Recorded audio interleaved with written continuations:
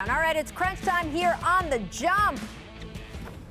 Kyrie Irving has been fined $35,000 for, quote, repeated refusal to participate in post-game media availability. This is not the first time this season Kyrie has refused to speak to the media. Vince, you're a former player. You had to deal with media obligations. You are now a media member. What is your reaction to this fine, knowing that it's a balance, right? It is, and I want to talk about strictly the basketball side of it. The other side, whatever. But, you know, as a superstar player, when you win, obviously you want to talk to the media. You're willing to talk to the media. When you lose, the media wants to hear, okay, we want to hear from the superstar player. So outside of that, that's our obligation. We're asked to do that. Other than that, you know, and then, hear me out. Sometimes, you have a bad game, you have a tough situation. You might not want to talk to the media, but most importantly, they want to hear from the star players.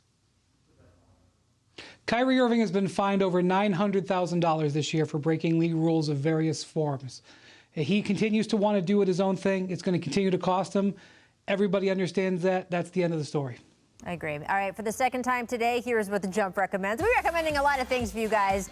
Brian Windhorst, we know who he is. He wrote a piece on Julius Randle and the Knicks offseason decision. So, Brian, can we have some spoken word poetry from you as well? Your piece is available on ESPN+, but what can you share for us?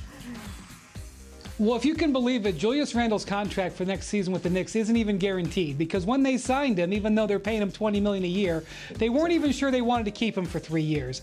But he's been so amazing this year, an all-star, and has a good chance of getting all-NBA, and he is actually eligible for a contract extension this summer. So that the Knicks are picking up that option for next year. I'll tell you that right now. Right. But the issue is, guys, if he just elects to extend his contract this summer, he's limited in the raise he can get for reasons I'm not going to go into right now. If he were to gamble on himself and wait and enter free agency after another good year in 2022, he could make $75 million plus more in guaranteed dollars. Ooh. But obviously the Knicks want to lock him in. Playing for Tom Thibodeau, I don't know how much you want to risk it. These are good problems to have, but it's a big decision for him. The Knicks are definitely going to make him an offer. It is definitely a great problem to have. He's been playing basketball, great basketball right now. I think he's definitely the most improved player. I'm pretty sure he's going to bet on himself. But when you said upward of $75 million, what do you do there? It's a tough decision, but I think he's going to make the right one. That's hard, man. It's hard for a guy who is experiencing a different kind of season than he's had in his career earlier. So yes, he has known he can turn into this player, but there's no guarantee about what's going to happen going forward.